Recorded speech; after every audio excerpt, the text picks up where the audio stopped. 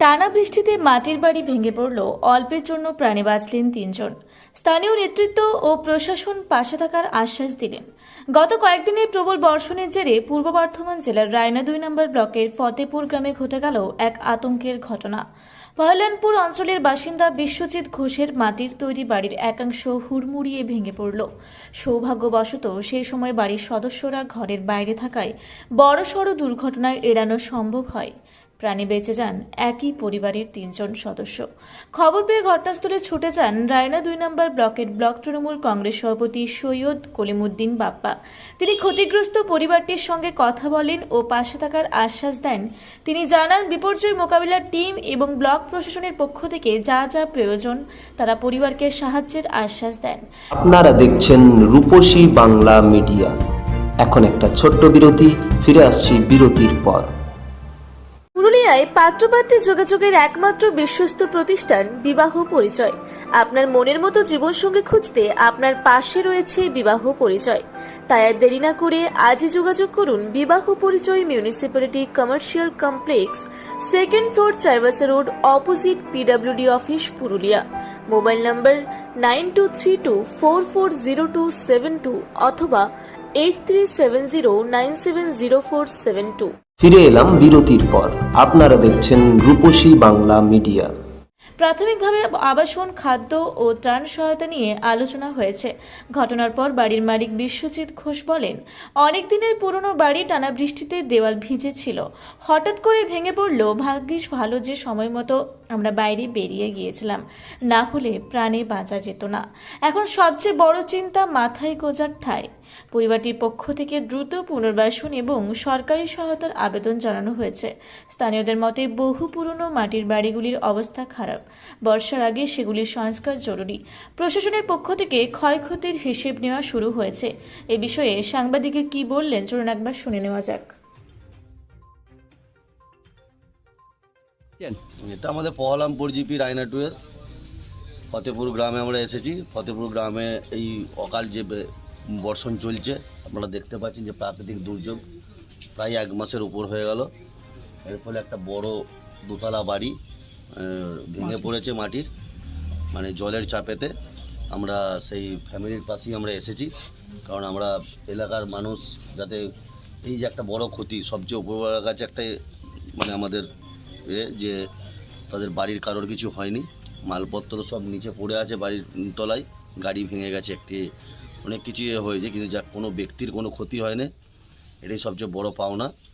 বাড়িটা ভেঙে গেছে, আমরা সরকারিভাবে এবং আমরা দলীয়ভাবেও চেষ্টা করছি তার পাশে থাকার। আমরা বলেছি কীভাবে কী করে, এবং বাড়িটাকে এখন এই মুহূর্তে যা আছে অন্য বাড়িতে ওরা থাকার ব্যবস্থা হচ্ছে। এখন ওনাদেরকে এখানে সরিয়ে কীভাবে এটাকে ভেঙে একটা করতে হবে। আমরা জেসিবি দিয়ে ভাঙার ব্যবস্থা করার জন্য বলেছি, না হলে এখনও যে পজিশনে পড়ে আছে যে আরও বড় রকম কিছু একটা ঘটনা হয়ে যেতে পারে, যাতে সেই ঘটনা না হয় ওই জন্য আমরা তাড়াতাড়ি চেষ্টা করছি। আমার ব্লকে বিডিওর সঙ্গেও কথা হয়েছে, বিডিওর টিমও আসছে, সব দেখে ইনকোয়ারি করে আমরা সরকারিভাবে রিপোর্ট পাঠাচ্ছি কীভাবে কী করা যায় পরিবারের পাশে। নাম? সৈয়দ কলিমুদ্দিন, রায়না 2 ব্লক তৃণমূল কংগ্রেসের সভাপতি। বাইরে ছিলেন বলছেন, তা কিভাবে জানতে পারলেন যে আপনার বাড়ি পড়ে গেছে? আমি তো সকাল 7:30টার দিকে কাজে চলে গেছিলাম, দিয়ে মা ফোন করলো যখন, তখন প্রায় 11:30 12টা বাজে।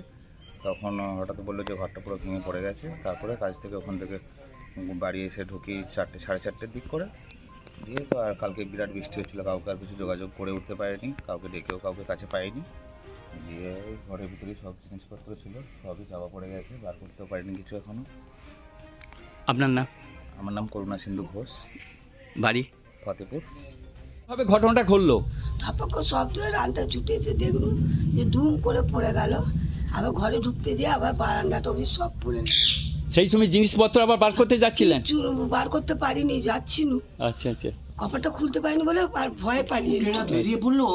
ও আমি মরে যেত। আচ্ছা, এরকম হয়েছিল। আপনার নাম? স্বপ্না ঘোষ। আপনি এখন কি বলবেন?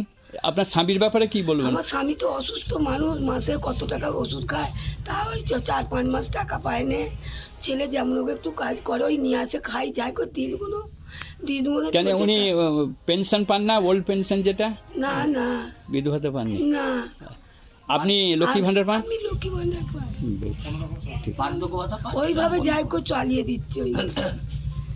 ওই হচ্ছে 2 মাসে অনেক টাকা ওষুধ, ওইটাই হচ্ছে না। তারপরে এই বাড়িটা আবার পড়ে গেল। হ্যাঁ, এখন জমি জায়গা কিচ্ছু নাই, আমার কিচ্ছু নাই।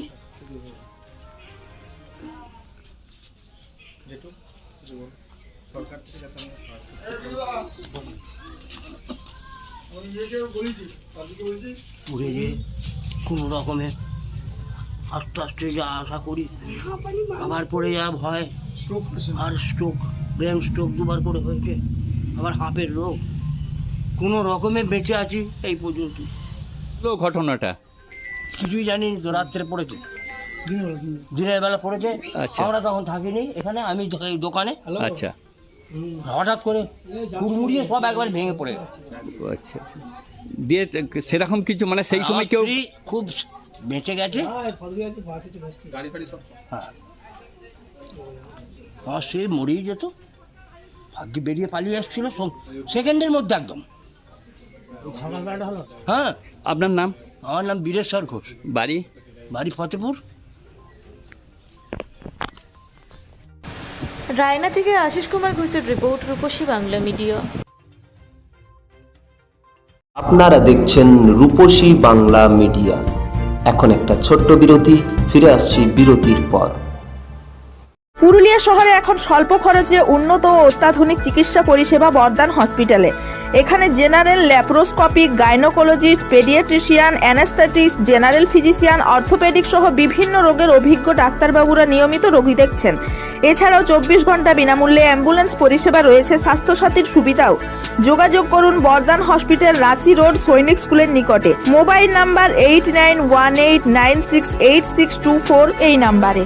সারৈকেল্লা খরসুয়া জেলার সুবিখ্যাত কবিরাজ Bhadrasen Bhagat TB, filaria, sugar, tumour, Baat, ধাতু, একজিমা, দাঁতের রোগ, কানের রোগ, গুপ্ত ও যৌন রোগ ইত্যাদি চিকিৎসা করেন। এখন নিয়মিত চেম্বার করছেন প্রতি সোমবার বান্দোয়ানে, শুক্রবার বড়াবাজারে সারগোতে, রবিবার এঁচাগড় থানার টিকর গ্রামে, মঙ্গলবার রাজনগর থানার কেন্দ্রমন্ডিতে, বৃহস্পতিবার নিমডি থানার রঘুনাথপুরে। বিস্তারিত জানতে যোগাযোগ করুন 7368034266 এই নাম্বারে। ফিরে এলাম বিরতির পর। আপনারা দেখছেন রূপসী বাংলা মিডিয়া।